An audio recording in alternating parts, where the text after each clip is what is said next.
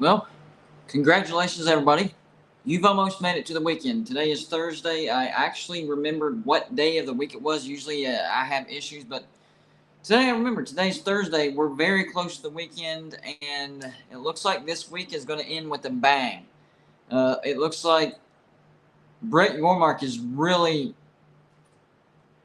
pulling out everything he has to get these teams from the Pac-12. And the timing that I'm hearing as far as possible announcements, as far as some of these Pac-12 teams being announced as either invited or actually joining the Big 12 right after the big dance, the NCAA tournament. I'm hearing that's pretty much what's got everybody on mute right now. I'm hearing that Colorado and the Big 12 have figured out things as far as negotiations, what kind of money, what type of money they would bring in, what type of money they're going to make. Same thing with Utah. Arizona, same thing. I don't know if they're going to bring everybody in at the same time or if it's going to be, two this month or two this year, two the next year. I don't know. I don't know how many are coming at the same time. But I know that from what I'm hearing, Colorado and the Big 12 are in agreement. Utah and the Big 12 are close to being in agreement. And then the Arizona schools are also in agreement with the Big 12. Not sure about Washington State, not sure about Oregon State. I do know that Brett Yormark does still want Washington State. I do know that Brett Yormark is still offering Gonzaga a verbal invite. They just got to work out all the details in that. So it does look like the Big 12 will go from a really good basketball conference to a super elite, can't even touch them basketball conference. Football is going to get bigger. You're still missing some premier brand recognition in there, but you got some good. See, that's the thing about the Big 12. The Big 12 is going to be full of. Dadgummit, I forgot to turn down my volume. Hopefully, not a lot of people message me and stuff because, man, I forgot to do that. Let me see if this. Hold on, guys. Give me 1 second. Can you still hear me? Give me a thumbs up, guys. Can you hear me? I wanted to make sure I turn my phone down without turning my volume down. Can you hear me? Yes or no?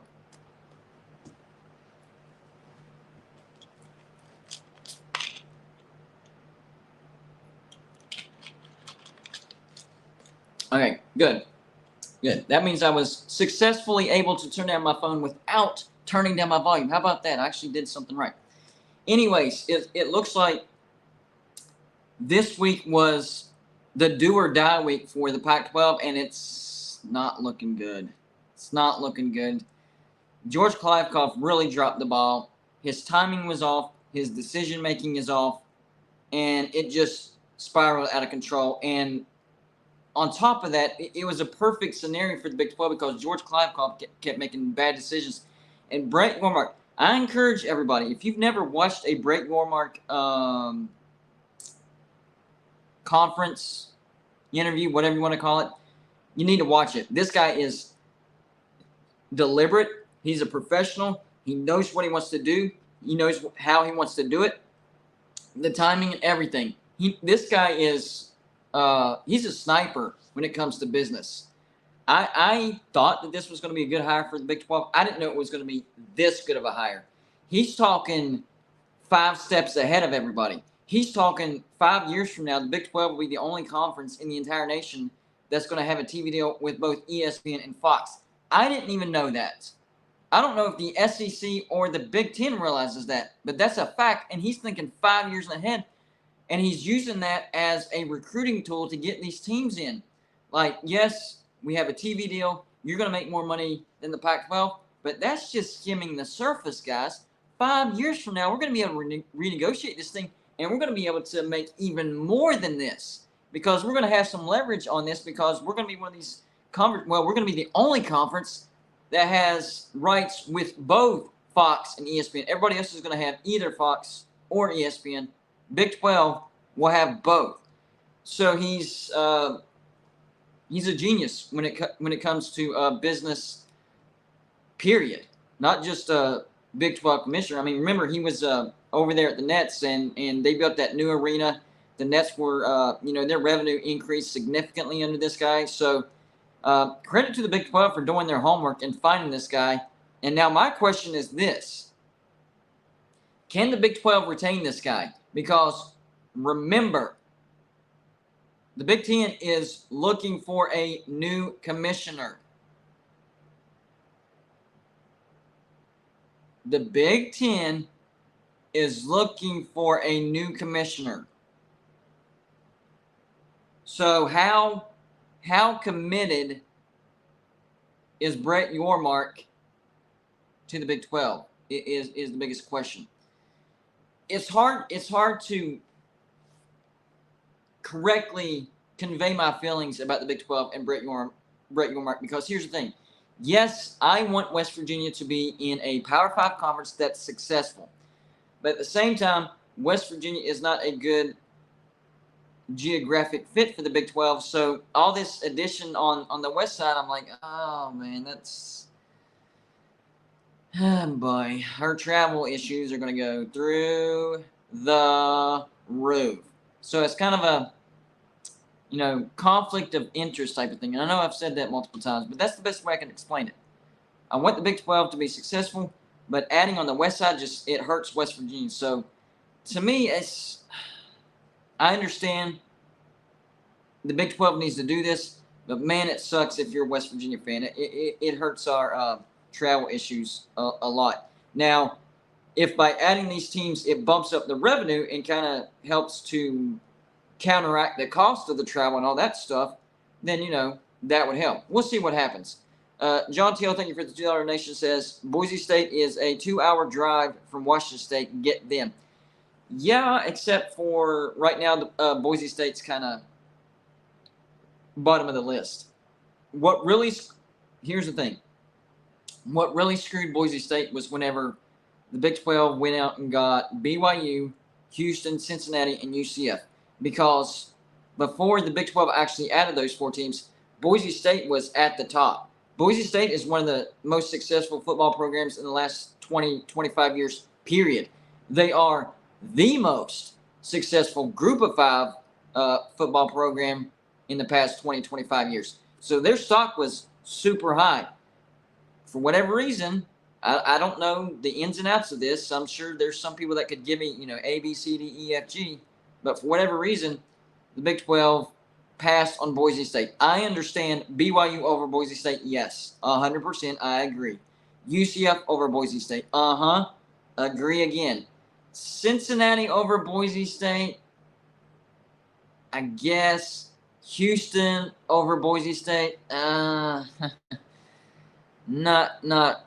I really, that's the one thing that I'm critical about the Big 12. It seems like they played a little bit of a homer card right there, because let's face it, the Big 12 has been controlled by the state of Texas for so long. Maybe they just, it was force of habit. Even though Texas is on the way out, it's just force of habit. We need to get a Texas brand to replace Texas, even though we already have 3 brands in the state of Texas. I didn't understand bringing in Houston. I understand, before you say anything, understand Houston has one of the biggest TV markets in the entire nation, the city itself. But that city is a pro football city, and besides that, the people that live in and around Houston are either Texas A&M or Texas fans. There's a very small percentage of the population of Houston that are actually Houston fans. So on paper, maybe it looks great as far as the TV market and being in the state of Texas, but honestly, I think that was a wasted pick. That's just my opinion. A lot of people might disagree with me, but that's just how I see it. Real quick, if you haven't, please hit the like button. Even if you're not watching this live, you weren't able to catch this live show live, and you're watching the replay, hitting that like button is what helps these live shows the most. It helps get the video suggested more, hits the YouTube algorithm, more people see it, more people click on it, and boom, that's how you get more views. Also, if you have a question or a comment or a troll attempt, you want to make fun of me, you think I'm stupid, you think I'm way off base, it's fine. Best way to get my attention and get it in front of everybody is hit that super chat button. It's that little dollar sign that you see on the bottom right hand corner. Anything you put in that super chat, it's going to go on the screen just like you see John Teal's comment right there, and I will read it and I will address it to the best of my ability. On top of that, us college football YouTubers, we always appreciate the support and the donations, but in the off season, we appreciate it just a little bit more because, let's face it, college football fans tend to lose interest once the national championship is over up until, say, June, July, and people get interested in it. So in the offseason, we appreciate those donations just a little bit more. So I just wanted to give you guys that quick reminder. All right, so Pac-12, ACC, they're in the same position, but totally different circumstances. Totally different circumstances. So how can these two conferences be in the same position but totally different circumstances? Well, they're both full of members that are not happy right now. I would say Pac-12 members are maybe a little bit more unhappy, and that's why we're going to see a mass exodus. I think it's going to, if you want to ask me point blank, Golden Blue Dude, how do you see that? How do you see the timing of this happening? I think it's going to start happening after the NCAA tournament. Okay, so because the Monty Show made a pretty good point about this. The Big 12 is a strong basketball conference, the strongest in the nation. So, and this is smart if you think about it. They're not going to want to take any of the shine off the NCAA tournament because, I mean, let's be honest, the chances of a Big 12 team winning the national championship in college basketball this year, pretty good once again. Once again, pretty good. It could be back-to-back national championships for the Big 12. It was in 2021, it was Baylor. Last year was Kansas. This year, it could be Texas. It could be Kansas again. Who knows? So we'll see. So Brett Yormark and the Big 12 does not want to take the shine off of the big dance because as good as the Big 12 looked in football this year, except for the national championship, the Big 12 thrives and shines in the big dance. All right, so I expect all this to start being announced after the big dance. You might still hear a little bit of information here, name dropping there, whatever. But I don't expect to hear actual, the Big 12 has announced that Utah is the newest member, or the Big 12 has announced that Colorado is its newest member. I don't expect to hear the announcements until after the big dance. And the Monty Show made a pretty good point. Now, for the ACC, last week we heard Clemson and Florida State announced that they want unequal revenue share in the ACC. And I looked at the viewership, and they have a point. They definitely have a point. They are the top two by far. There's a significant drop-off between number 2 and number 3. And then there's another significant drop-off between number 4 and number 5. So we had Florida State and Clemson, who are the top two revenue viewership producers for the ACC. They want unequal revenue share. Florida State took it a step further and said, hey, we took a legal counsel, and it'll cost $120 million to get out of the ACC. That's debatable. A lot of people think that's more like $500 if you want to get out of the ACC and the grant of rights. Different subject for a different day. We're not going to argue that. So Florida State, Clemson comes out, unequal revenue share. And then this week, Miami Hurricanes, and then today, North Carolina. That makes 4 teams that have come out and said that they are unhappy with the revenue share in the ACC, and they want unequal revenue share. What's the magic number that I've been talking about this entire time? 4 plus 4 equals 8. 8 is the magical number. We're halfway there, folks. We're halfway there. So we have Clemson, Florida State, Miami Hurricanes, and North Carolina. And they also said a few other teams that weren't mentioned. They weren't mentioned. So that could be guessing. If I had to guess, I would say Syracuse is probably foaming at the mouth saying, hey, we need unequal revenue share. I would say Virginia Tech. I would definitely say Louisville. And then possibly maybe a Virginia and a Georgia Tech as well. Georgia Tech is actually a stronger brand than people realize. So those numbers might be coming together. Those numbers might be coming together for the dissolving or disbanding of the ACC. So that's what I meant earlier by Pac-12, ACC. They're in the same situation, but different circumstances. The Pac-12 is basically falling apart as we're watching it right now in real time. It kind of really started snowballing about 2 weeks ago whenever Arizona voiced its displeasure with how the TV deal negotiations are going. Very very vocal about it. And then they were the first university that approached the Big 12. And then we heard that then Arizona State, Utah, and Colorado, they started talking to the Big 12 as well. And that's been going on for about a week and a half, something like that. And then this past week, well, no, actually this week, the Pac-12 had a meeting, and then Colorado had a meeting. And for what I'm hearing, so the meeting for Colorado was going to be a call to action meeting. Like, we're going to do something about something. And the two things that they were going to talk about was legal advice on a certain situation and the state of Colorado athletics in the Pac-12.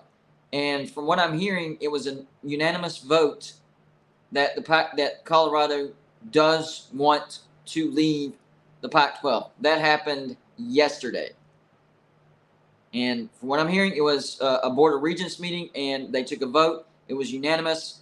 Colorado has decided it's best to get out of the Pac-12.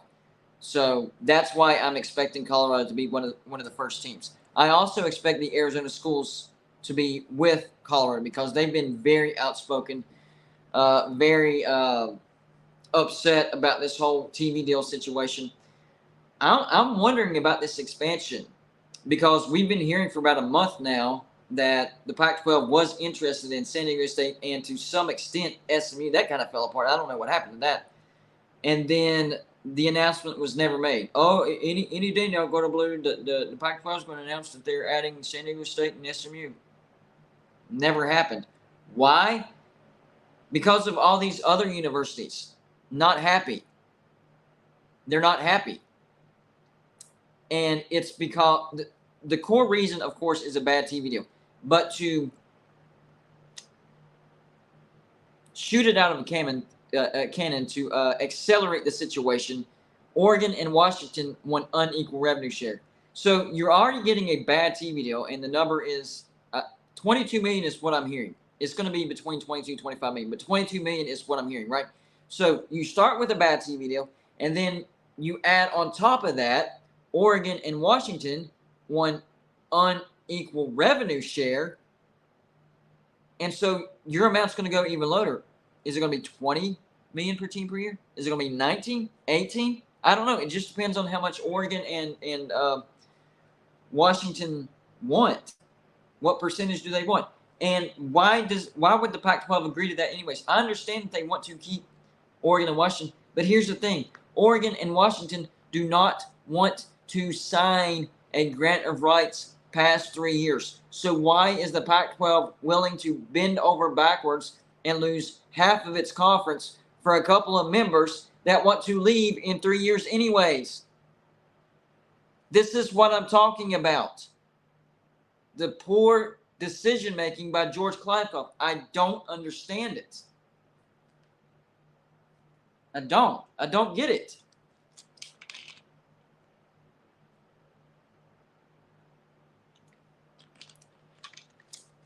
That's what I'm talking about, Salt. Did that 22 include San Diego State SMU as well? It's one of the reasons why it hasn't happened yet. There's a lot of moving parts going on in the Pac-12. I heard that the meeting that the Pac-12 had went terrible, horrible. I don't know which Pac-12 president it is, but I'm hearing that a Pac-12 president got in an argument with the Pac-12 commissioner, George Kliavkoff, and is not going to talk to him until he issues an apology. What in the world happened in that conference room? I mean, it's absolute. Tempers are flaring. It's absolute pandemonium, and decision making is at an all-time low in the Pac-12 right now. It's crazy, guys. It's absolute craziness. And around the rumor mill, the speculation is going on. A lot of people think that Fox and ESPN are actually actively trying to snuff out the Pac-12.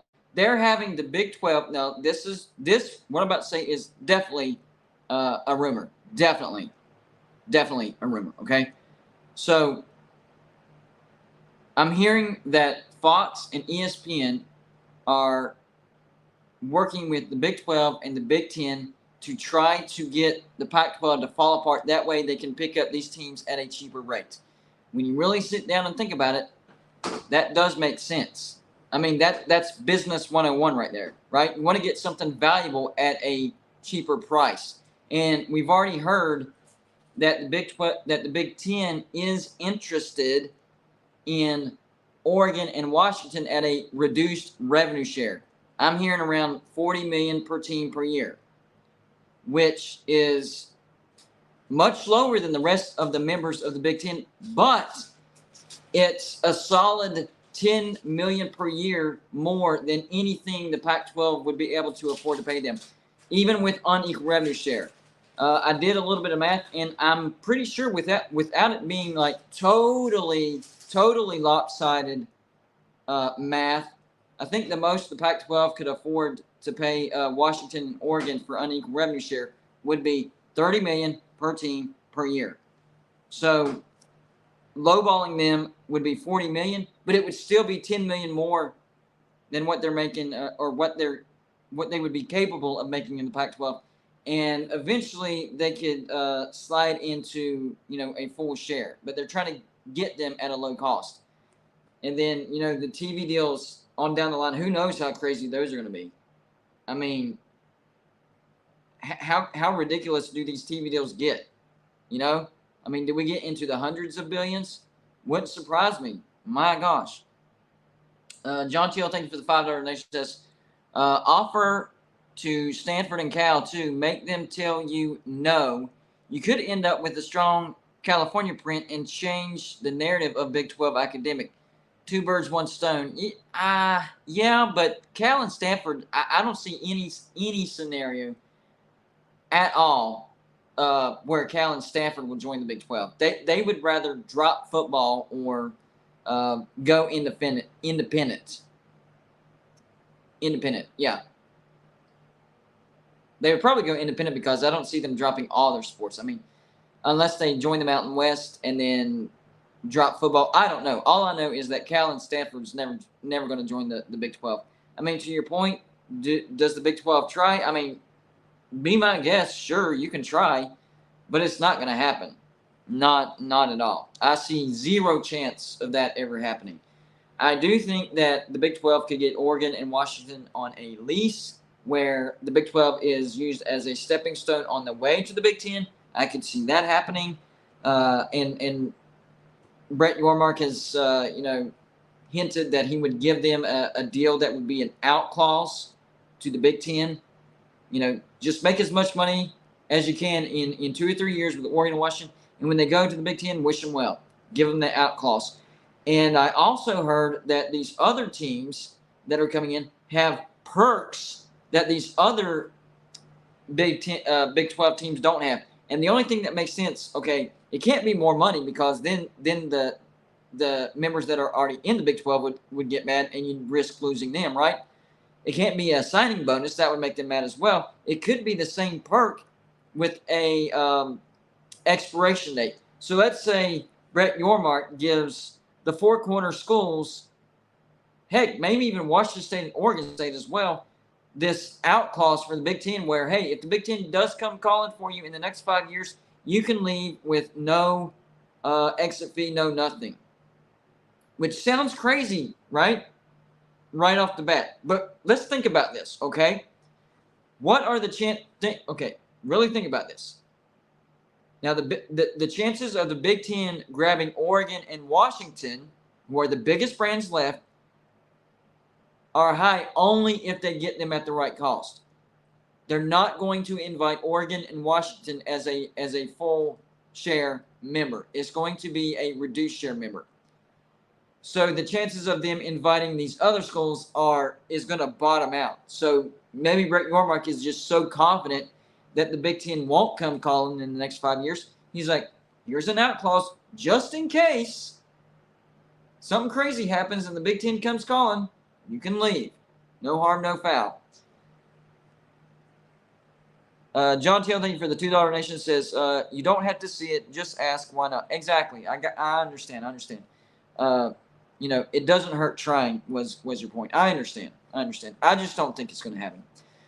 John Marzullo, thank you for the $4.99 donation. Says Miami and VT's numbers don't warrant unequal revenue share over the last decade. They're clinging onto potential at this point. Disagree with Miami. Virginia Tech, you might have an argument. You might have an argument with Virginia Tech, but Miami actually does have an argument. I did a video on that. And Florida State's athletic director presented the TV viewership to make their case, and it listed everybody. Top 4 teams were Florida State, Clemson, Miami, and Louisville. I think Virginia Tech was down there at 6 or 7. Maybe 7. It's either 6 or 7. So I would agree with the Virginia Tech part of it, but Miami, they're top 4, and their average, they were only one of 4 teams that averaged at least 2 million views per game that was televised on a major network. So it's not counting ACC network, and it's not counting channels that you don't hardly watch. Major networks. So it was an even measurement across the board. Miami was actually top 3. So yes, I would say yes, that did not include the ACC network. That is correct, because they had to make it even across the board. It's hard to explain, but it was the way he came up with that table is to make the numbers as comparable as possible, because you got to realize some teams get televised more on secondary channels, some on this and some on that. So it was just numbers taken on when they play on these major networks, which is when they get the most exposure.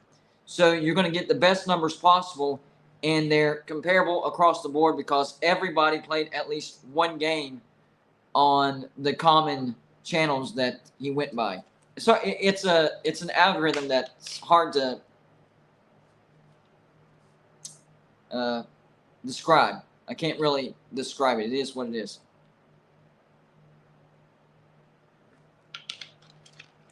The team that really surprised me was Louisville, which made me smile because the past, 6 months, every time I've talked about, what teams are going to go to the SEC, what teams are going to go to the Big Ten, what teams are going to go to the Big 12, the 4 teams that I think have the highest likelihood of going to the Big 12 are Syracuse, Pitt, Louisville, and then either Virginia Tech or NC State. It just depends on what happens with the SEC. Whoever the SEC doesn't get, that's who the Big 12 will get.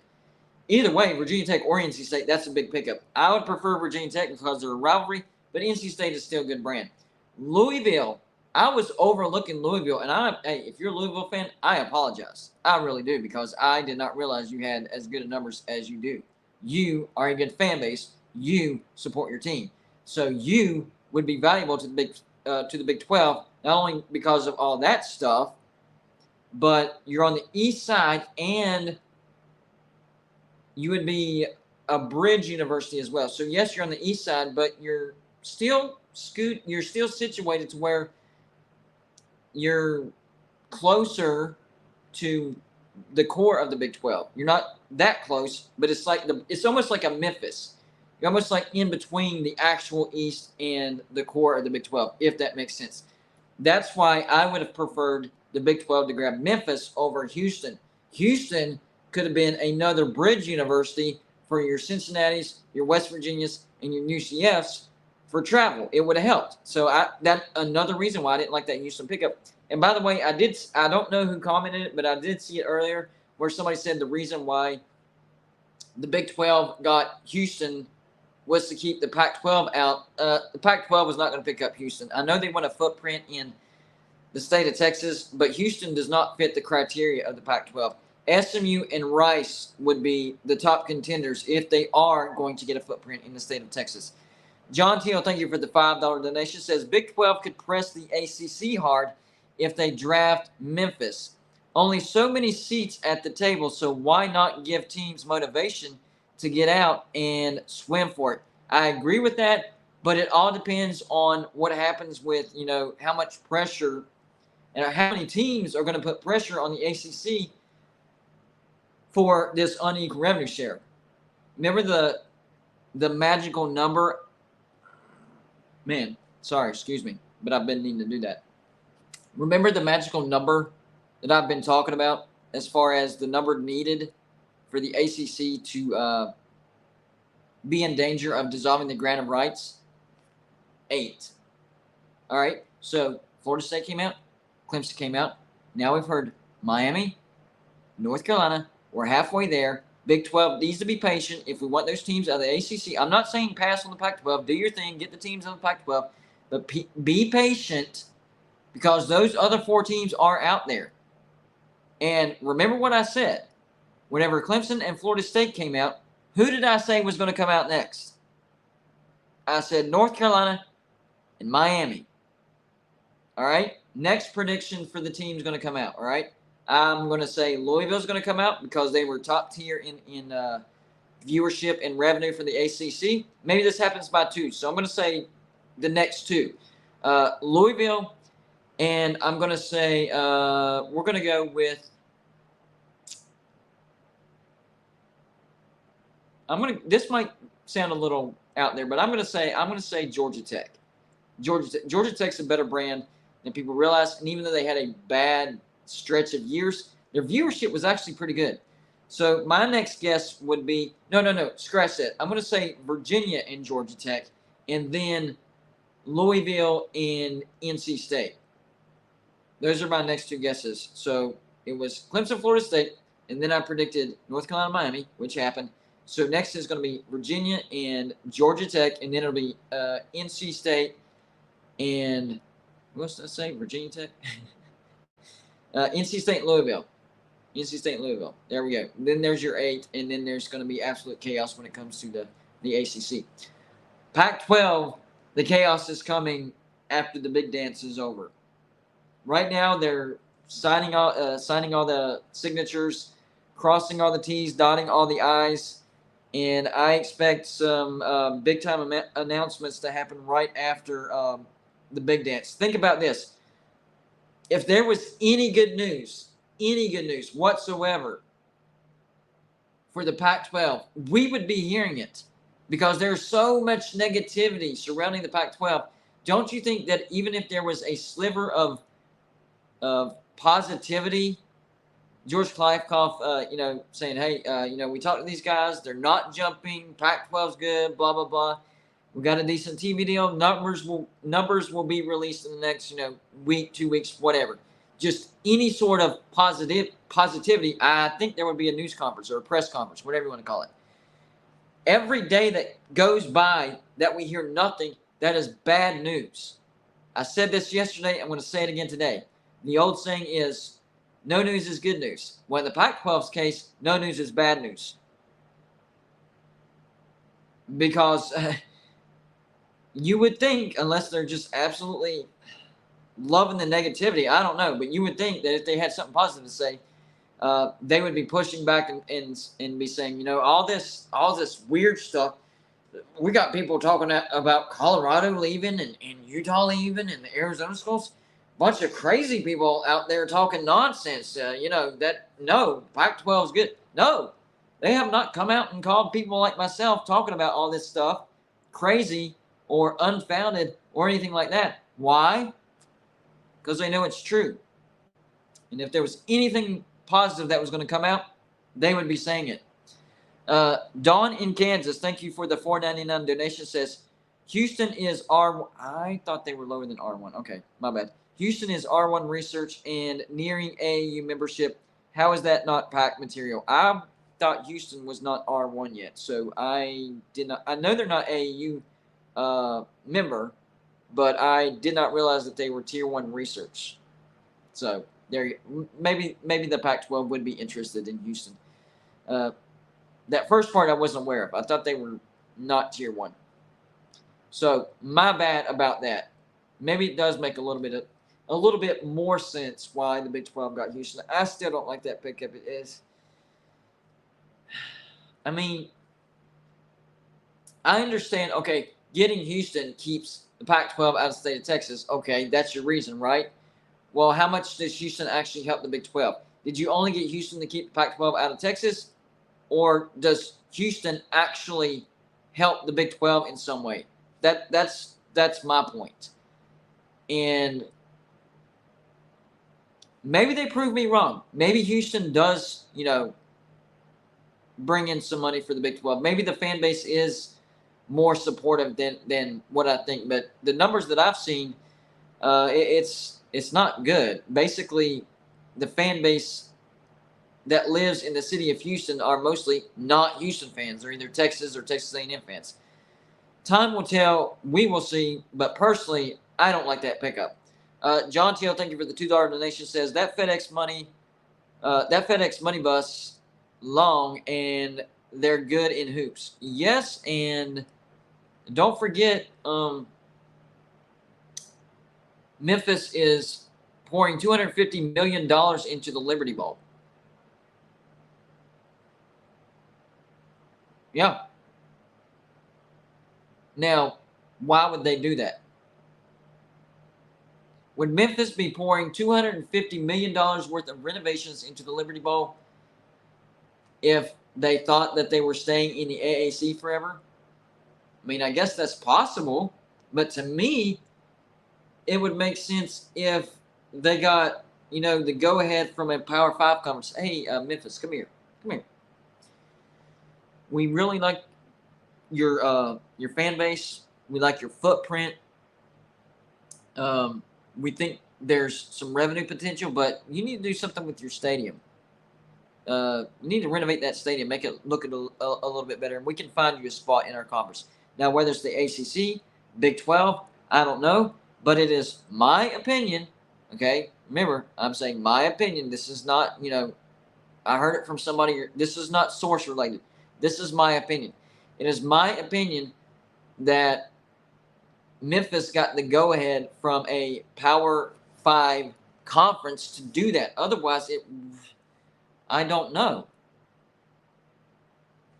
Or maybe the bowl thing, maybe the Liberty, because the Liberty Bowl is tied into, the Liberty Bowl, that could be an argument. I need to look into that. But, I mean, it would make sense as to why they would pour $250 million into their renovations to the Liberty Bowl if, a Power 5 conference is like, hey, we need you to do something with that stadium, new stadium, or renovate this stadium, and then, we can provide a spot for you. So, I don't know. Or maybe it has something to do with the Liberty Bowl itself. I don't know. I'm guessing. I don't have any answers for that. I'm just saying my opinion, the way my brain works, trying to connect dots. Why would Memphis sink that much money into renovations if their future is still in the AAC? So it has to be one of those two options. Either they have a spot to a Power 5 conference, or the Liberty Bowl itself says we need to do something with that stadium because it's starting to look bad whenever they play the Liberty Bowl in the Liberty Bowl. One of those two things. I think Memphis would be a great member or a great candidate to be a member in the ACC or the Big 12. Now, I know their academics isn't the greatest, but, I mean, can the ACC really afford to worry about academics that much at this point in time when you got teams clamoring about unequal revenue share, saying we want to get out of here? Don't you want to add teams that add value? And then you can work with the academic situation. Is the ACC still worried about academics at this point? Should they be worried about academics? I understand that they one of the reasons why they've kept West Virginia out of the ACC is because of academics, but that kind of went out the window when they brought in Louisville, right? And I know Memphis is not a great academic school, but I do think Memphis would be a good fit for the ACC. I think they'd be a good fit for the Big 12 as well. I think the Big 12 really missed the boat on that one.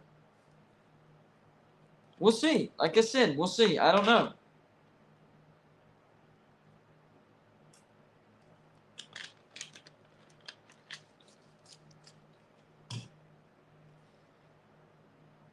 So the biggest thing that I think we need to expect is Colorado, Utah, Arizona, and Arizona State.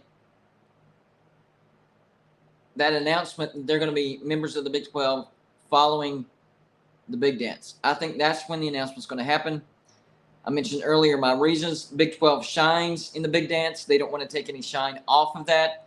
They don't want to take any of the spotlight off of that. I think there's an excellent chance of the Big 12 winning the national championship again in college basketball. So they're going to wait till after the big dance for all these announcements. But I'm telling you right now, Brett Yormark is getting all the ducks in line right now.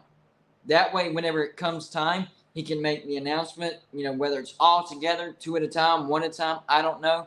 Maybe he wants to, give a certain day, a certain spotlight to a certain team, and then the next day is another team, and then the next day is another team, something like that. Or maybe he wants to do it all at once. I don't know. But I guarantee you the conversations are figuring out how hey, do you want the spotlight by yourself or do you want it all together? Because they're already working out the negotiations for, hey, how much money are we going to make?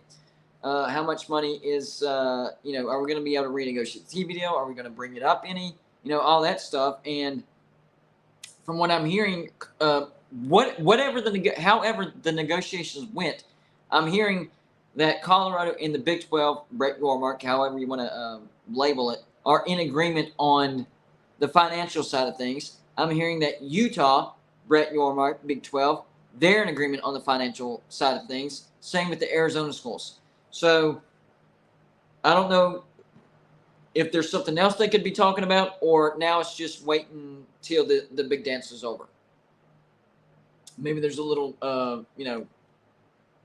couple little things that they need to make sure they, wrap up tight.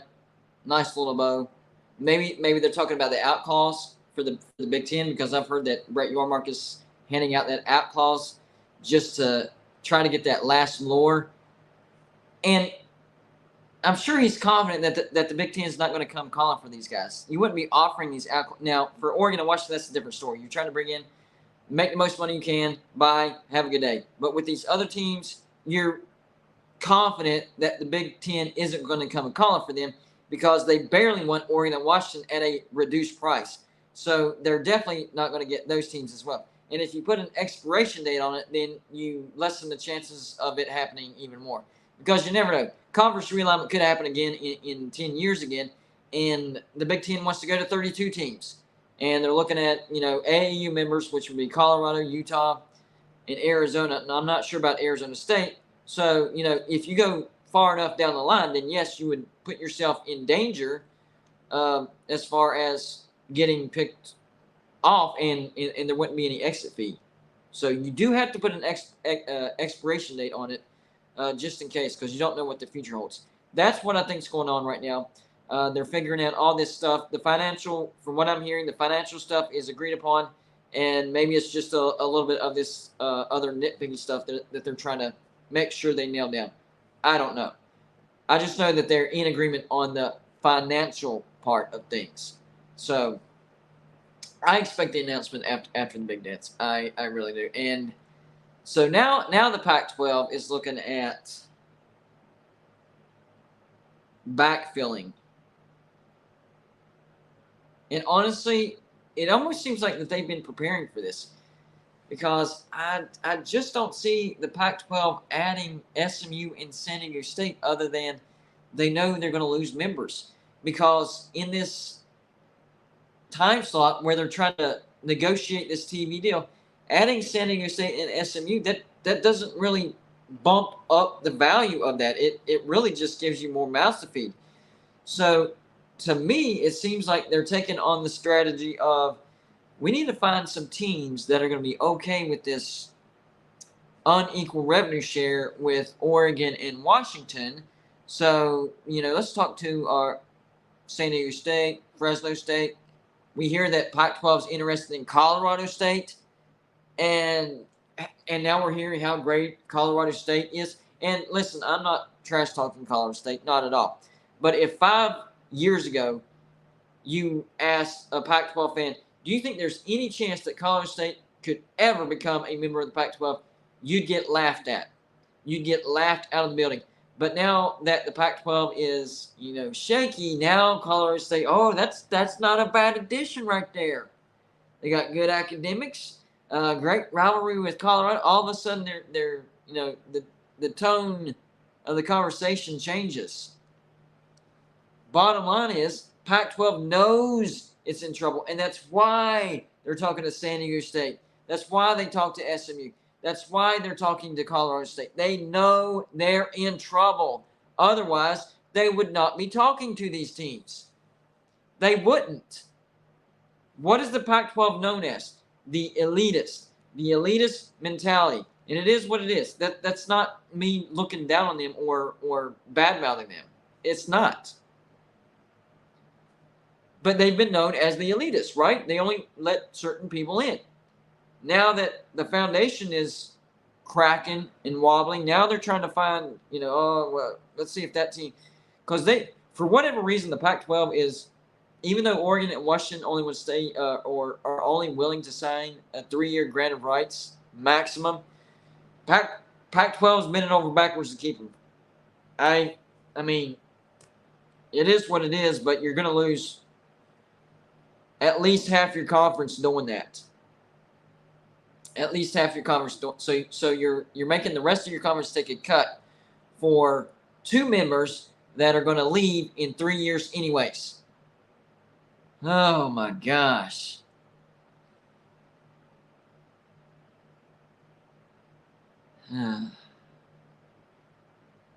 It's just it's not a good deal at all. And these rumors might be correct, by the way. Fox and ESPN might be behind all this. Because think about it, if they can get these teams at a cheaper price, either in the Big X or the Big 12, what incentive would they have to offer the Pac-12 a decent TV deal? I mean, it really does make sense. So I'm not totally discounting those rumors. I'm not saying they're 100% true, but the way things have been looking, you really can't discount them. Not at all. I think we'll see Arizona and Arizona State announced together. I don't know if they'll be first, but I think for sure those two will be announced together going to the Big 12.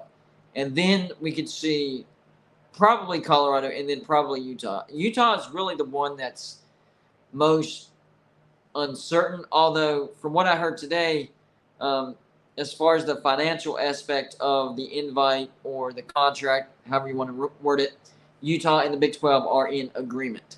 So maybe they're worried about the image of their school on the academic side of things. Maybe that's one thing that's making them sit back just for a second and think about this. I don't know. But if I have to get – the other day I made a video on the percentages that I give teams from the Pac-12 going to the Big 12. I had Colorado, Arizona State at 80%. Well, that was 2 days ago, and things have changed. Now I put Colorado, Arizona State probably at 95%. Very, very confident that they will join the Big 12. Now, I still can't put it at 100% because nothing is certain until it actually happens. You never know. Crazy things happen. And for Utah, I had them at 50%. I still had them at a coin flip. Well, now that they're in agreement with at least the financial part of the contract or invite, I would put Utah at 75%. And I heard that Washington State is getting that same perk. And I believe that perk is, hey, if the Big Ten comes calling in 5 years, you can go. I'm hearing that Washington State also got that perk as well. And the percentage that I had both Oregon State and Washington State getting invited and accepting that invite to the Big 12 the other day was 30%. I would now have Washington State in that 50-50 range. Same with Oregon. So everything's kind of ticked upwards a little bit. I would still have Oregon and Washington down near 10%. I just don't see it happening. The only way that I see Oregon and Washington even joining the Big 12 is just to use them as a stepping stone. Otherwise, I don't think they're interested. Definitely not long term. I don't see long term happening at all. John Teal, thank you for the $5 donation. Says, if you got the four corner plus San Diego State and Washington State, and the ACC stood tall, would you be in favor of Memphis and UConn on the spot? Absolutely, 100%. Yes, I would. If the ACC is not an option, and they rally the troops and they are able to renegotiate the TV deal, whatever, not on the board, Memphis and UConn, absolutely, 100%. I know UConn has struggled in football since leaving the Big East, but they're back on the rise. They got a decent coach, and of course, UConn basketball, yes, would fit in the Big 12 perfectly. Like, that's a perfect fit. It would help West Virginia on the east side of the Big 12. Memphis could be one of those bridge universities. Yes, I would like that. Now, whether it would actually happen, I don't know. But if you're asking my opinion, I would say yes. Bring on UConn and Memphis, and who knows? Maybe even if the ACC is on the board, they can work out some type of deal to where they can still bring UConn and Memphis. I'm telling you, Brett Yormark's brain just works differently. His business acumen is off the charts. His level, his IQ of business is crazy. I didn't know it was as high as it is. Kyle Wilson, thank you for the $5 donation. Says, as an Oregon State fan, I'm in panic mode right now. We can't afford to go to the Mountain West Conference, and the Big 12 doesn't seem interested. We may really lose our entire athletic department. I understand why you would feel that way, but honestly, and I've mentioned this before, it's not time to panic if you're Oregon State yet, okay? It really isn't. I do think there's value in both Oregon State and Washington State. Remember, Brett Yormark still wants that Pacific time zone. No, Gonzaga doesn't lock it down because Gonzaga is not a football program. That's basketball. He wants all four time zones in football. And I understand that if you grab Arizona, they don't have daylight savings time, so technically they have Pacific time zone up until November. So most of their regular season is in the Pacific time zone. But that's still a footprint in a new state on the West Coast. I think Brett Yormark values that.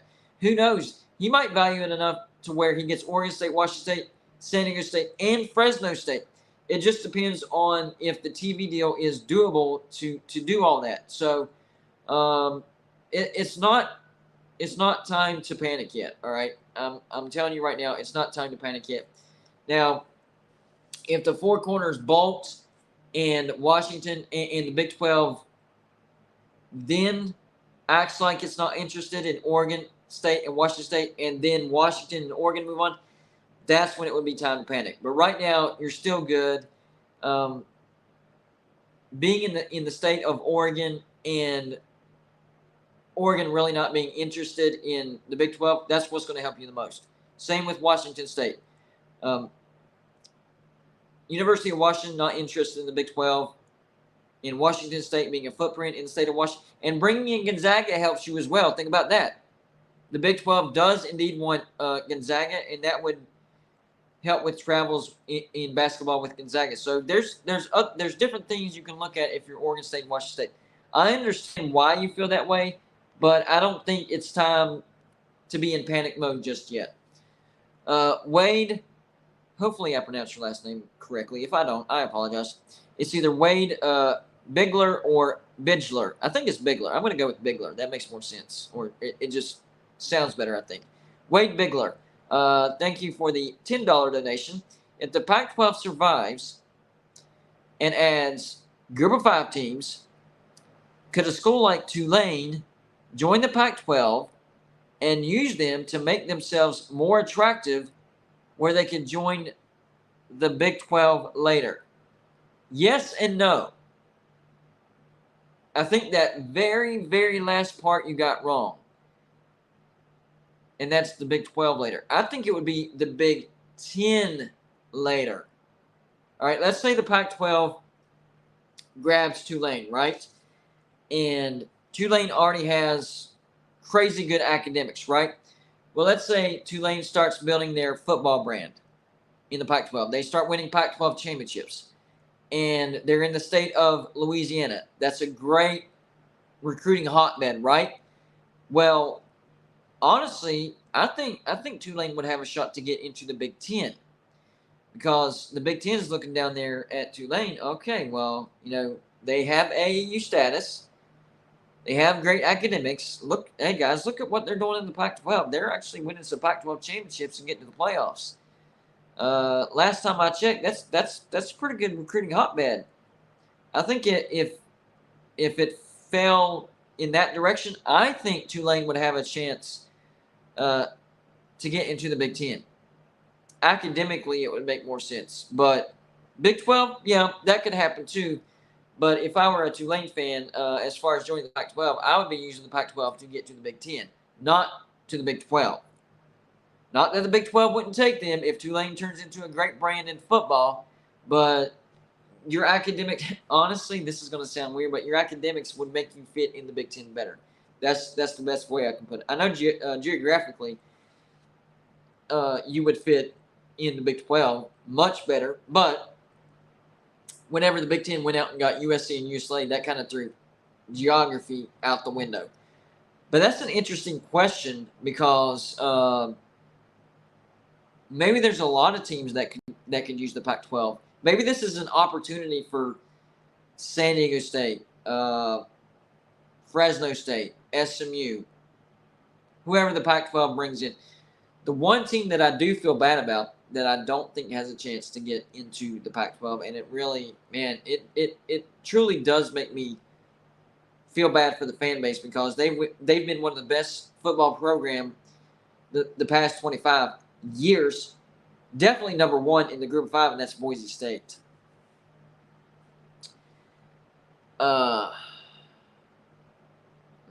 You got to feel bad for Boise State. I mean, I do. I really, really do. Hold on. I think I saw. Yeah. Wade says he prefers Big 10 over Big 12. Yes, you would make more money anyways. But for Boise State, they have been snubbed out of the Pac-12 time and time again because of their academics, and they have a great football tradition. I know a lot of people don't like that blue field. I know. I understand it. I hear it all the time.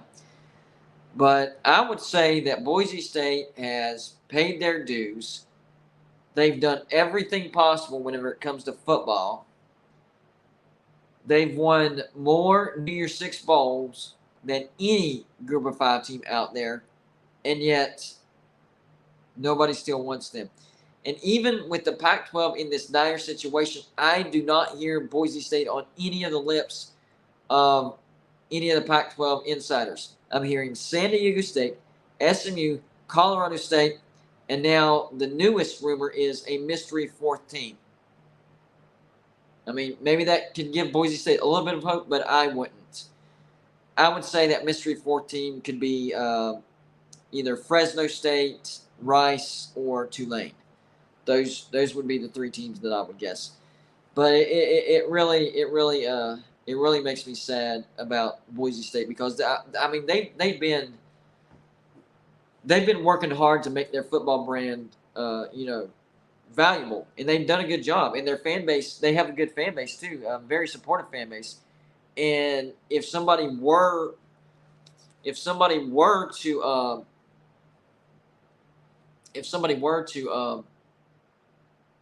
pick Boise State up, I think it would. I think it would actually help them. I don't understand why. I just don't understand it. I know it's Idaho, and Idaho's like, oh, that's lower population, whatever. But I mean, they carry the entire state. I mean, when Boise State plays on Saturday, the entire state of Idaho is watching, and surrounding areas.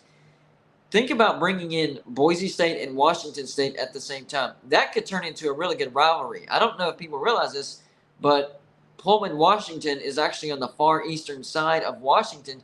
It's not that far away from Boise, Idaho. It's like a 2-hour drive, 2.5-hour drive, something like that. That could be a really good rivalry in college football, and that would be another unexpected rivalry right there. So there. Same thing with Oregon State.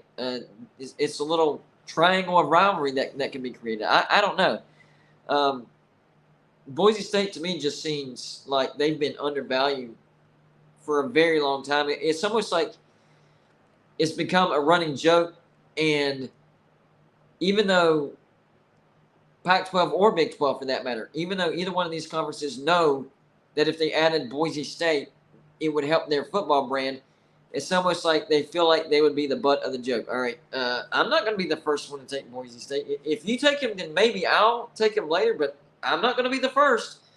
I'm not going to be the joke. No, sir. If you want to do it, then we might take Boise State later under, later conference realignment, but we're not going to be the first one to buy. It's almost like does that make sense? It's almost like a joke where, all right, we'll see. The game of chicken. We'll see who gets Boise State first. Even though Boise State is valuable in my opinion, it doesn't make sense. It doesn't make sense to me. I don't know.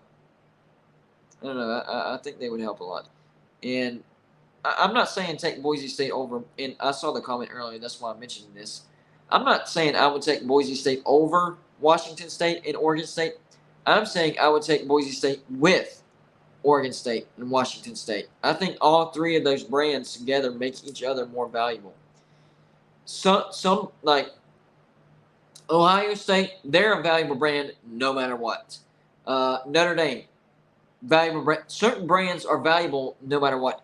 But then there's these other brands where if you put them with these other institutions, they're actually more valuable when you put them together with these other institutions. And I think Washington State, Oregon State, and Boise State could actually make each other more valuable if you actually brought them all in together. I mean, maybe I'm way off. I don't know. Yeah, that's just how I'm thinking. That's just how I'm thinking. Yes, I agree. Ohio State is the best brand. I would put Ohio State 1 and Notre Dame 2.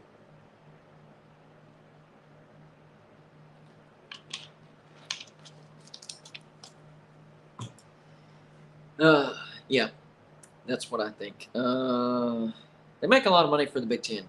They really. I got into this argument. I don't know if they were.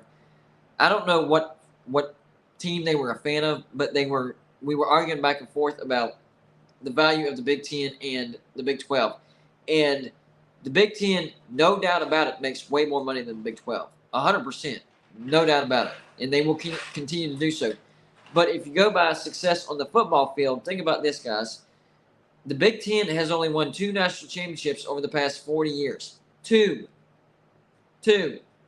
Maybe the past 50 years. I don't know how far. I think since 1980. How many years is that? 1980, 90, 2000. Yeah, about 43 years, something like that. Two national championships. Big 12 has won they had one with Texas and Oklahoma in this century. So that's 2 right there. And then they had a bunch with Nebraska and then Colorado. I mean, at least 7 or 8, right?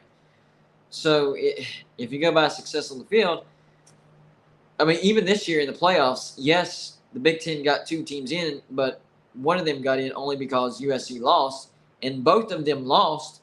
One of them lost to TCU, who's a Big 12 team. So, I mean, I don't know where a lot of these Big Ten fans are getting this little 12 memo from, other than the Big Ten makes more money. That's the only way. That's the only reason you would have to call the Big 12 the little 12, just because you make more money. Because if you go by what's on the field, top to bottom, Big 12 is way tougher. Right now, the Big Ten is basically Penn State, Ohio State, Michigan,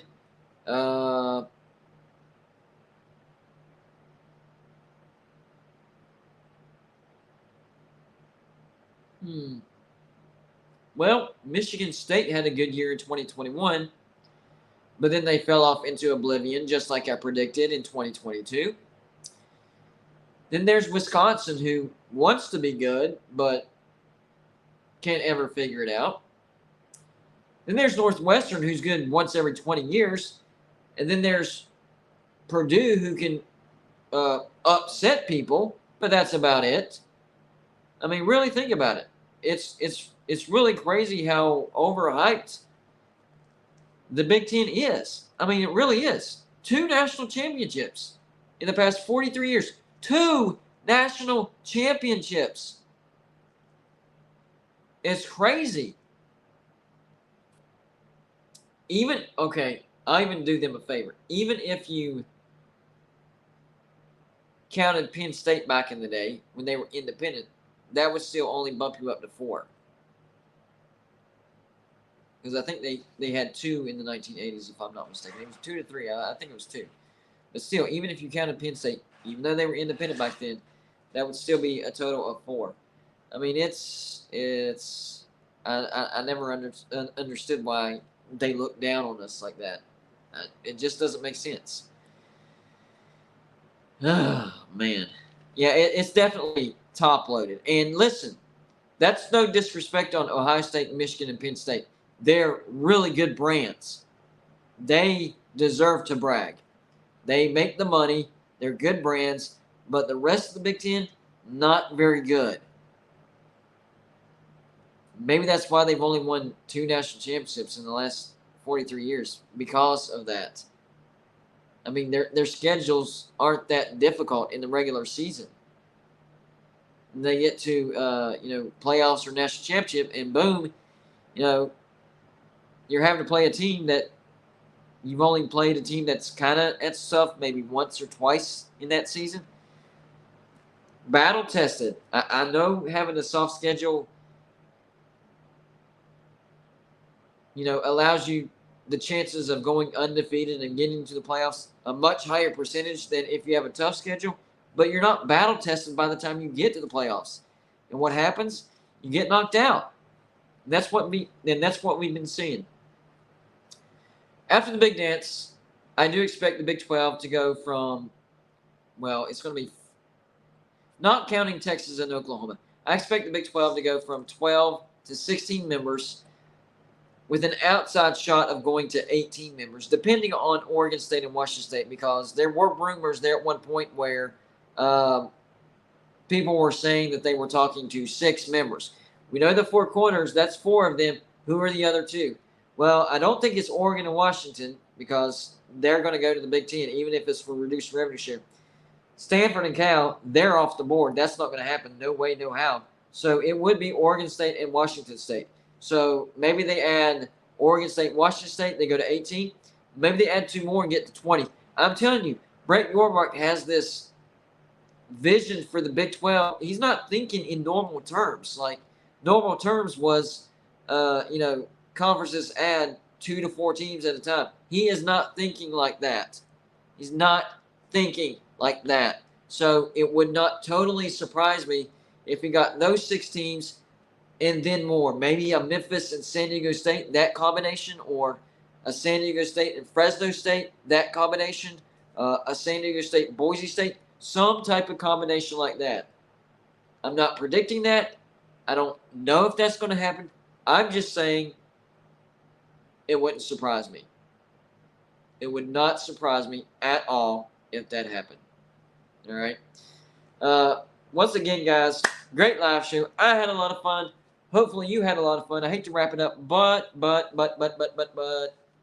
got to get out of here because I have to get my kids to school early in the morning, and I got to make sure that I have enough energy to make halfway decent videos for you guys tomorrow. Because remember, I put out videos every single day, and here recently I've been putting out 2 and 3 videos every single day. So got to make sure I get my sleep. Got to make sure I have my energy, and I have to make sure I get my kids to school on time. You don't want to get them tardy and start having to make up some work in summer school.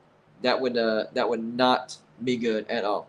But anyways, another great live show. Big turnout. We had over 300 watching pretty much at any given moment. I mean, I'm winding this down, and we still have 283 watching. So that tells you just how many people were watching this live show. So once again, I appreciate you guys. If you haven't, on the way out, make sure to hit the like button. I greatly appreciate that. Even if you're not watching this live and you're watching a replay, I would appreciate you hitting the like button as well. That's what helps us get these views. So, yeah, we're going to wrap this up. Weekend's tomorrow, so we're going to have another show for you. I'll probably skip Saturday and Sunday unless something crazy happens. So, we'll see. Well, I take that back. On Sunday, Selection Sunday, before you get out of here, Selection Sunday. I'll have to double check. I think it's 6 p.m. When they start releasing the brackets. We will be doing a live show for that. We weren't able to do it last year, but the year before, when I only had like 1,200 subscribers, listen to this, only had 1,200 subscribers, that show had like 400 some watching at one time. So now that we have, well, let me put the banner up. I forgot to put it up. My bad. Here we go. 13,220 subscribers. I think that we can bust that record all to smithereens. All right, so let's go for like 800 watching at one time. I think we can do it. So if you watch Selection Sunday, why not stop by here at Golden Blue Dude and watch it with me, and let's fill out our brackets together. All right, and we're going to have a contest for that for our Patreons as well. So keep your eyes and ears out on that one. But anyways, guys, appreciate everybody stopping by. Appreciate the love, all the likes, all the comments, all the super chats. There would be no Golden Blue Dude without you. I'm just the voice and the face of the machine. You guys are the actual machine. But for tonight, Thursday night, right now, Golden Blue Dude is out.